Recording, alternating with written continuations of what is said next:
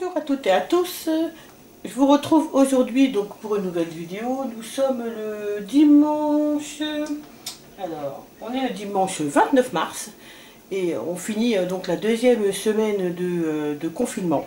Donc j'espère que vous allez tous bien, que tout se passe bien pour vous, que votre famille et vous-même vous êtes en bonne santé, vraiment j'espère, vraiment beaucoup, j'espère que vous allez bien. Et aujourd'hui on va se retrouver donc pour faire le repas donc, de ce dimanche midi et un peu de ce dimanche soir. Je vous explique. Alors premièrement ce qu'on va faire une rouelle donc, de porc au miel. Alors si vous mangez pas de porc ou si vous avez autre chose que du porc, vous pouvez le faire autrement. Hein. Vous pouvez faire en fait compte aussi avec, vous savez, les grosses cuisses de dinde, ça se marie super bien aussi. Il faudra juste faire cuire moins longtemps. Et si vous avez, par exemple, vous pouvez faire aussi la marinade que je vais vous donner, enfin la sauce qu'on va mettre sur la rouelle, vous pouvez la mettre aussi sur des escalopes de dinde, ou de poulet, ou de veau, etc. La seule chose, ou d'agneau, la seule chose, c'est qu'il faudra faire cuire moins longtemps, voilà. Tout simplement au four. Mais c'est juste une méthode pour faire de la viande un peu croustillante au miel, etc. Donc, nous on va l'accompagner avec des pommes de terre coupées, vous voyez, comme vous pouvez le voir que j'ai déjà coupé. Et on va l'accompagner pour ce midi avec des petits pois. Et ce soir, je l'accompagnerai avec des courgettes. Avec des courgettes, soit la tomate, enfin je ne sais pas trop, je vais réfléchir un peu ce soir. Je sais qu'en tout cas c'est des courgettes, mais je ne sais pas trop comment le mode, comment je vais les faire pour ce soir. Voilà. Mais voilà le repas de ce dimanche, c'est de la rouelle au miel avec des pommes de terre et donc pour ce midi des petits pois. Et pour ce soir, ça sera des courgettes certainement sautées, voilà, d'une façon ou d'une autre. Voilà. Donc je vais vous montrer tout de suite comment on fait cette sauce qui est ultra simple. Je vais vous dire aussi les ingrédients qu'il nous faut pour faire cette sauce. Donc il nous faut de la sauce de soja. Il nous faudra donc du miel, bien sûr. Donc du sel. Il nous faudra du poivre. Et moi je vais ajouter normalement c'est tout ce qu'il faut. Hein. Moi je vais ajouter donc des épices thaï. Voilà, et je vais ajouter aussi un peu d'estragon parce que ça se marie très bien avec le porc. Voilà, et aussi certainement je mettrai un peu d'herbe de Provence et un petit peu d'ail semoule. Pour les pommes de terre, ça va être très simple la manière dont je vais les faire. Bien sûr, je vais vider l'eau. Je vais mettre de l'huile d'olive, du romarin et de l'ail. Voilà, et je le mettrai autour des pommes de terre.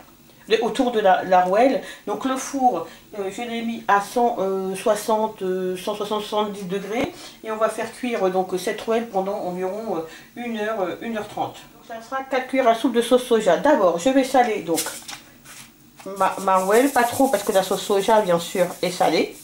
Voilà, donc je vais la saler des deux côtés.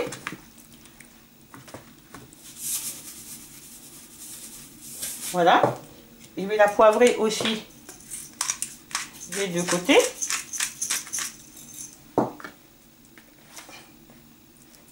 Voilà. Voilà. Et donc, ce que je vais faire maintenant, c'est que je vais mettre donc la sauce soja, je vais mettre 4 cuillères à soupe. Donc, je vais mettre 3, j'en mettre une en dessous. Voilà.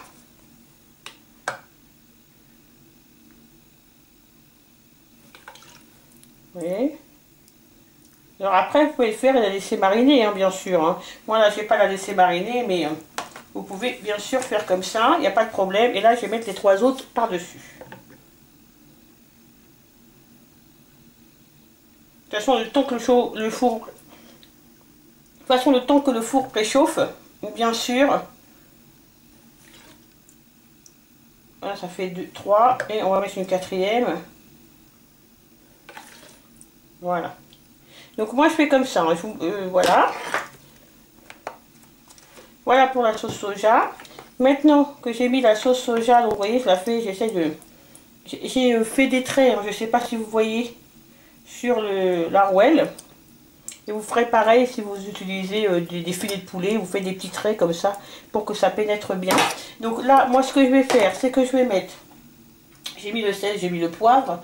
Donc je vais mettre un peu d'herbe de Provence.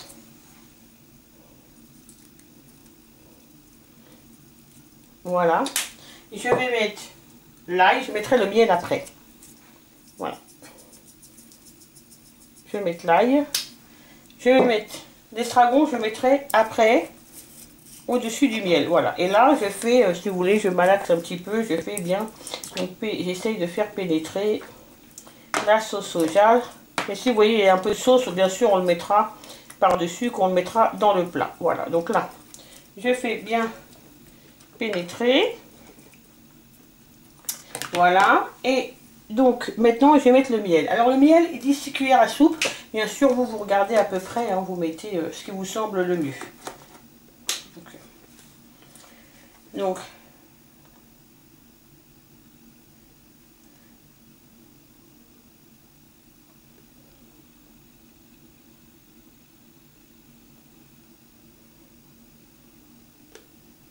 moi, je pense que 6 cuillères à soupe, c'est vraiment bien. Voilà, voilà. Donc, ce qu'on fait, on prend le pinceau, tout simplement, et on vient vraiment bien badigeonner. Voilà.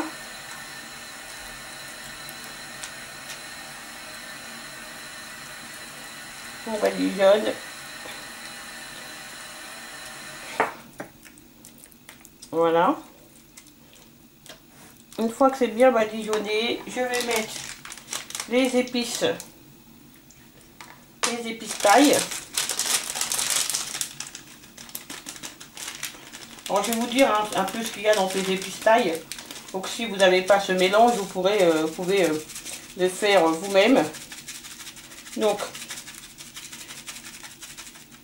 voilà, j'en mets pas mal. Hein. Dans ces épices taille, il y a donc du piment doux, des poivrons séchés, de l'ail, gingembre, cumin, coriandre, citronnelle, oignon et voilà. En gros, voilà ce qu'il y a dans ces épices. Si vous n'en avez pas, vous pourrez toujours mettre un peu l'équivalent. Voilà donc. Et je vais rajouter juste un tout petit peu d'estragon parce que j'adore l'estragon avec le porc. Mais c'est facultatif, hein, ça c'est moi qui aime. Voilà, j'aime bien cette odeur un peu mentholée, j'aime beaucoup beaucoup. Voilà, donc voilà pour la rouelle. Donc on va la mettre dans le plat et puis on va la laisser, donc on va la laisser un peu mariner le temps que je prépare les pommes de terre. Voilà, donc les pommes de terre, je les ai égouttées. Donc c'est super simple, hein. Moi vraiment je fais très simple. Ce que je fais, c'est que je mets donc de l'huile d'olive. Alors je pense que ça va faire l'équivalent de 4 cuillères à soupe, 4-5 cuillères à soupe. Pour cette quantité, on rajoute si on a besoin. Je mets de l'ail, l'équivalent de 2-3 cuillères, non de 2 cuillères à café d'ail semoule. Et là j'ai de la purée d'ail, donc je vais mettre l'équivalent d'une cuillère à soupe. Une cuillère à soupe de purée d'ail. Voilà. Je vais garder pour remuer.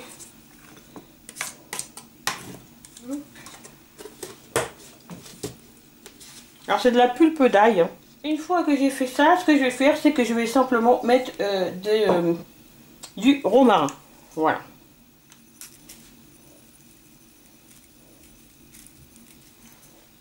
Voilà. Et je vais remuer le mieux que je peux.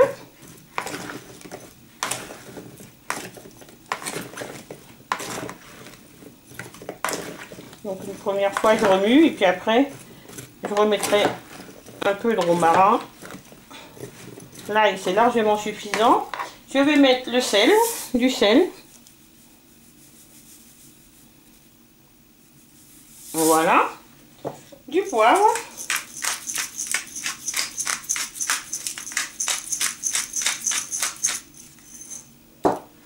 Voilà. Moi, je pense pas que j'aurais besoin de remettre de l'huile. Je pense que de l'huile d'olive, il y en a peut-être. Moi, je pense qu'il y en a assez. Je vais mettre un filet d'huile d'olive dans mon plat. Quand même, pour pas que ça crame. Avec un petit peu d'eau, de toute façon, je vais mettre. Donc, je prends le plat et je vous montre ce que je fais. Donc, les petits pois, je vais les faire à la casserole avec 2 gousses d'ail. Voilà, ça sera suffisant et un oignon, un demi-oignon coupé en morceaux avec une gousse d'ail. C'est une boîte. Je vais mettre une boîte de petits pois tout simplement et un bouillon de légumes. Je vais le mettre tranquillement à réchauffer au dernier moment. Voilà, quand il restera 10 minutes de cuisson pour la rouelle, je mettrai donc les petits pois à chauffer pour qu'on puisse les avoir chauds. Voilà, donc là je vous montre comment ça semble simplement, enfin, comment je fais dans le plat. Bon, en même temps, c'est pas très difficile. Hein. Donc, je vais vraiment mettre un tout petit filet. Mais quand je vous dis un filet, c'est vraiment un filet, voilà, pas plus. Je vais mettre la rouelle dans le plat. Bon, ça pendant 10 minutes, hein, ça va bien... Voilà, je verse le reste hein, de ce que j'ai mis dessus. Voilà. Donc, les pommes de terre. Enfin, je remue encore une fois.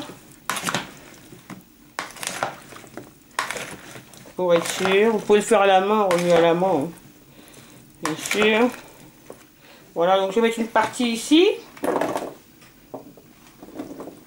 Ça sent super bon cette sauce au miel. Vraiment très très bon. Voilà, donc je mets une partie ici. Voilà, je vais mettre... On va mettre ici. Après l'équilibrer. Donc il y a un peu d'eau. Peut-être pas tout bien égoutter, c'est parfait, je le mettrai. Voilà. Mon four est préchauffé, hein, je vous ai dit à 160, 170 degrés, 180 degrés. Voilà. Et puis on va le mettre pendant pour 1 heure, 1h30 de cuisson. Tout dépend de la manière dont votre four va fonctionner. Voilà, donc là vous voyez, j'entoure bien ma viande. Alors bien sûr, la marinade là va bien sûr aller sur les pommes de terre. Et je peux vous assurer que c'est super bon. Donc j'ai pas fait cuire mes pommes de terre avant. Hein. Moi je préfère les laisser cuire au four comme je les laisse 1 heure. Je les ai coupés en morceaux donc ils seront cuits. Il n'y aura pas de problème. Donc voilà. On verse un peu l'eau. Oh, c'est l'équivalent, je pense, d'un demi-verre d'eau. Voilà. Voilà. Voilà. Et là, on va le mettre tranquillement au four. Donc là, on va le laisser cuire 1h15, 1h30. Et nous, on se retrouvera juste après.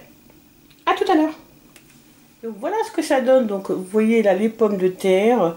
Vous voyez à l'ail et au romarin, des petits pois. Alors les petits pois, comme je vous ai dit, hein, je les ai fait simplement un petit peu mijoter avec un peu d'ail et un bouillon de cubes légumes. Et puis là, vous avez donc juste ici la rouelle de porc, voilà, au miel.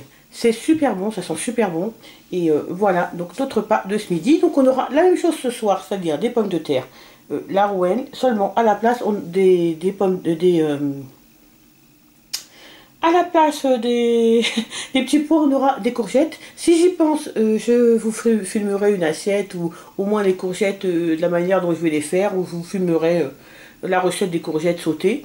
Et sinon, on se retrouve tout à l'heure pour faire des petits biscuits, enfin des gâteaux pour le goûter. Et pour le matin, je pense que je vais faire des biscuits. Donc je vais faire des biscuits au flocon d'avoine, je pense, tout à l'heure. Allez, bon appétit à vous et à tout à l'heure. Voilà, on se retrouve pour faire un peu de pâtisserie, hein, pour le goûter, pour le matin. Enfin, je vais faire des biscuits très rapides à faire hein, au flocon d'avoine. Vous allez voir, c'est ultra simple. Comme moi, il me reste pas mal de flocons d'avoine, donc je vais le faire comme ça. Je vais pouvoir éliminer mon sachet qui est déjà ouvert. Et voilà, c'est ultra rapide et ils sont super délicieux, quoi. Et c'est super pour le boire avec, pour les manger quand on prend un thé, ou le matin à la place de tartines, etc. Je vais faire des biscuits assez gros, je pense, pour en avoir quand même pas mal. Alors, tout de suite je vous dis ce dont j'ai besoin. Donc moi je vais doubler les quantités parce que comme d'habitude quand je fais des biscuits j'en fais pas mal pour que ça me dure au moins bien 2 jours sûrs. Donc en comptant le goûter le matin pour ceux qui veulent de temps en temps grignoter quelque chose, donc ça part assez vite. Donc ce que je vais faire c'est que je vais doubler les quantités. Mais bien sûr comme d'habitude dans la barre d'infos je vous mettrai la recette originale sans avoir doublé les quantités. Donc là pour cette recette il nous faudra donc 240 g de beurre que je vais faire fondre. Donc on peut prendre du beurre végétal, hein, il n'y a aucun problème. Ça vous fait après des biscuits qui sont complètement végétariens, hein, puisqu'on va pas mettre d'œufs ni de lait à l'intérieur. Donc moi je vais mettre donc 240 g de beurre à fondre. Il nous faudra aussi donc 240 g de farine. Il nous faudra 240 g de flocons d'avoine. Donc vous voyez, c'est assez simple, hein. C'est tout. Pour le beurre, la farine et les flocons d'avoine, c'est exactement le même grammage. Pour le sucre, il nous faudra 180 g de sucre. Donc moi je mettrai 90 g de sucre cassonade et 90 g de sucre normal. Et il nous faudra donc une cuillère à soupe de sirop d'agave. Je vais voir si j'en ai, il me semble que j'en ai, il m'en reste. Donc moi je mettrai 2 cuillères à soupe puisque je double. Et il nous faudra donc 2 cuillères à café, donc de levure chimique. Donc moi j'en profite pour terminer, vous voyez les petits les fonds de levure comme ça. Voilà, donc on préchauffe le four à 190 degrés et on va les laisser cuire environ 15 minutes selon la coloration que vous voulez. Donc on va commencer tout de suite la recette. Je vais aller chercher mon sirop d'agave, voir si j'en ai. Donc là voilà, j'ai du sirop d'agave donc de chez Lidl, bio de chez Lidl. Voilà. Donc vous en trouvez pas tout le temps, hein. Ils en mettent de temps en temps, sinon je crois que je sais plus si on a maintenant en permanent du sirop d'agave.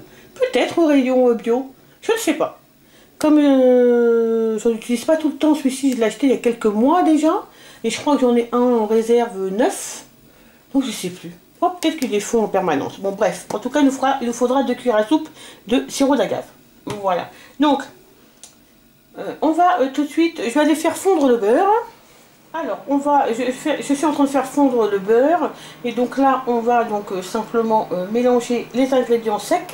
Donc on va mettre 240 g de flocons d'avoine,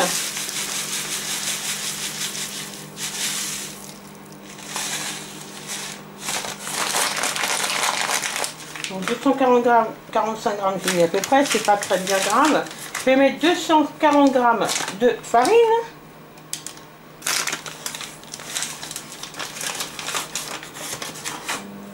donc 240 g de farine.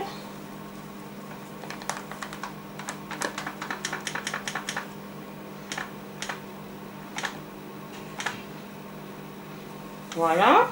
Je vais mettre après donc 90 g de sucre cassonade.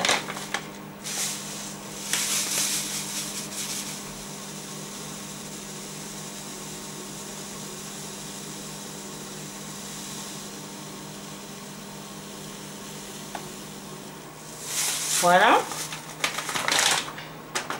Et je vais mettre donc 90 g de sucre blanc. Donc on va mélanger les ingrédients secs.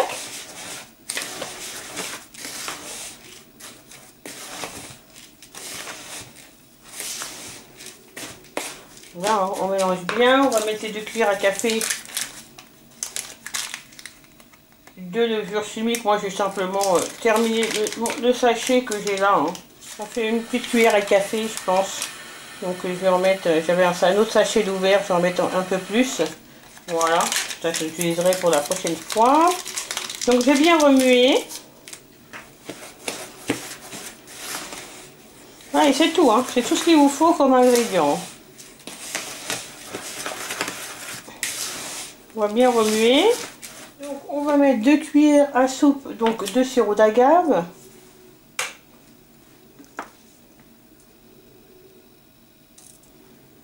Une.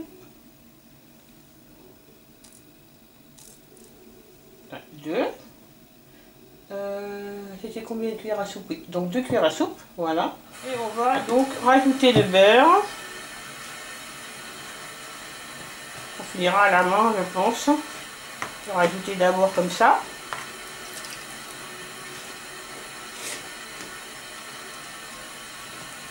Après, on va faire une pâte qu'on va étaler et qu'on va couper à l'emporte-pièce. Voilà. Donc là, je fais d'abord la cuillère et puis après, je mettrai les mains. Je n'aurai pas le choix pour former une petite boule.